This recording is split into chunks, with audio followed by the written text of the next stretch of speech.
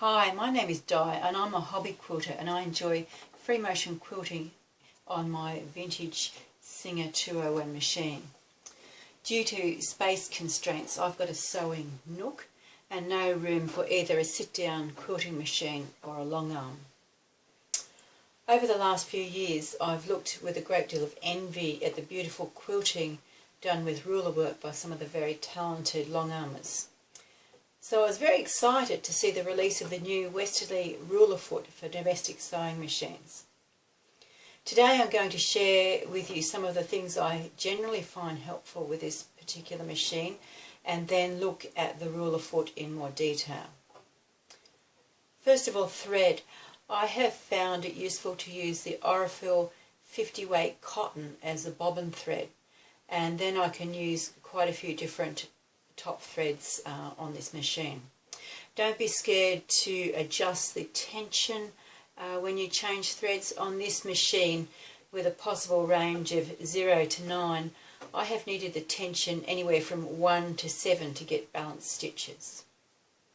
As far as needles go, I like the Superior needles, the titanium coated top stitch needle. I usually use a size 90, but that may either go up or down depending on the thread that I'm using. I also use the Supreme slider. This helps me move the quilt more easily. I tape it down on the machine just lightly here, avoiding the gold decals of the machine. I also drop the feed dogs on this machine as well. On this machine, that's underneath here, there is a knob and that's in the down position at the moment. I also use gloves, and these are just some that I picked up at my local quilting shop some time ago. The machine is set in a cabinet and it can be operated electrically or as a treadle. At the moment I use the electric motor because I'm not quite sure how I go treadling as well as coordinating my hands. So just moving on to my experience so far using the Westalee ruler foot. The foot came with written instructions, an adjustment guide, an arc ruler,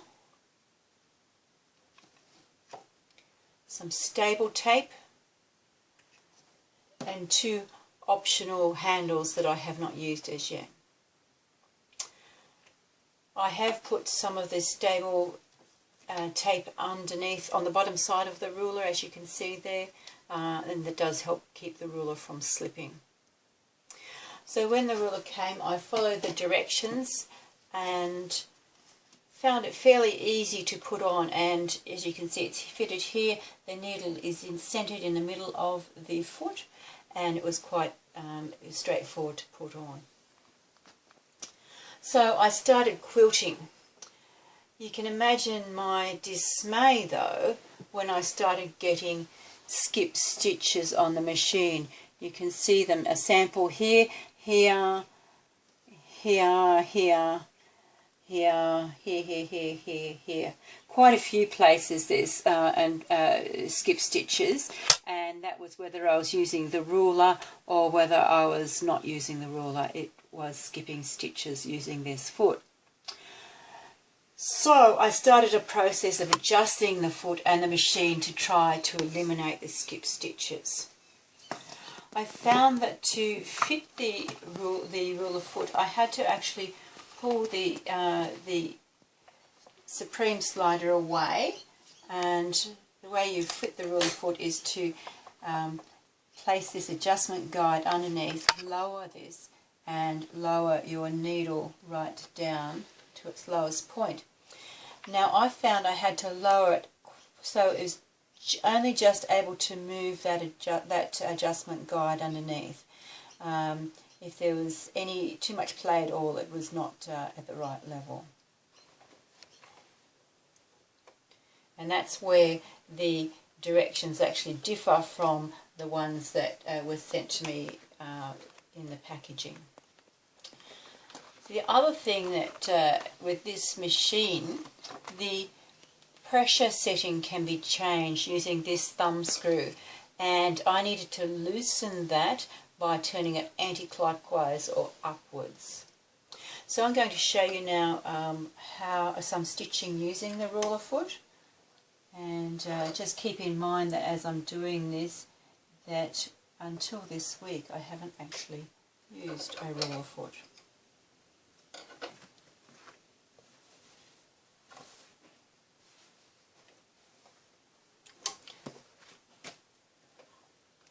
Just bringing my bobbin thread to the top.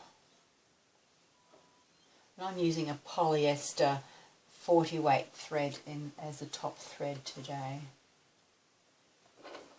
And I will put my gloves on because I just find it a little easier. That's one of those things that's very much a personal preference.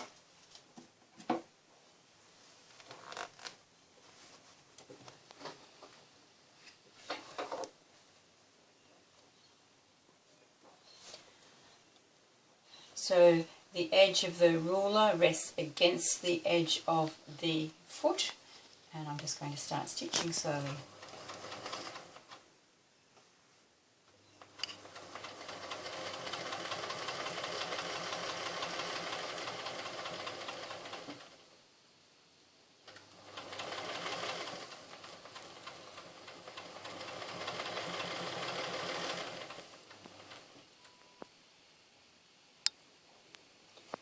The ruler can be moved to all sides of the ruler foot, and it's an equal 1/4 inch on each side.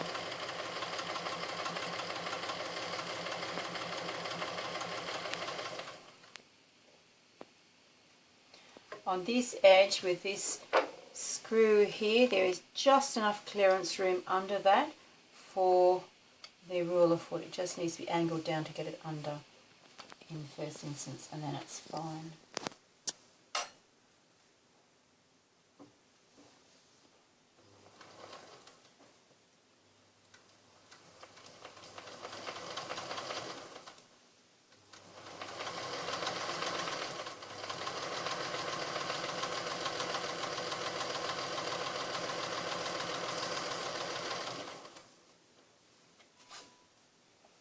And it also fits just underneath that, whoops, I don't have the needle down there, under the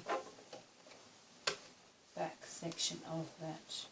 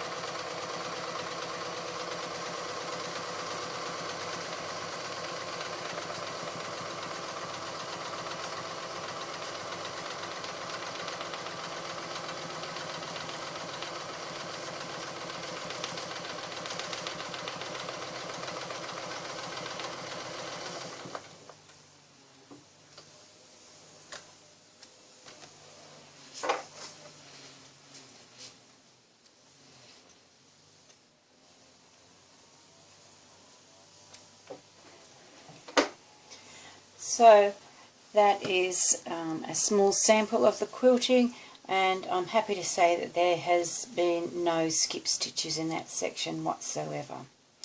So just a couple of other things I forgot to tell you before.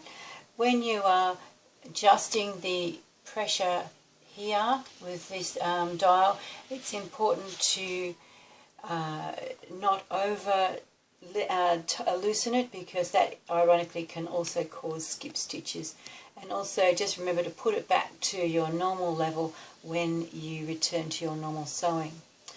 So that's it for today. I do hope these hints have been helpful for you with setting up your vintage machine for free motion quilting, and happy quilting!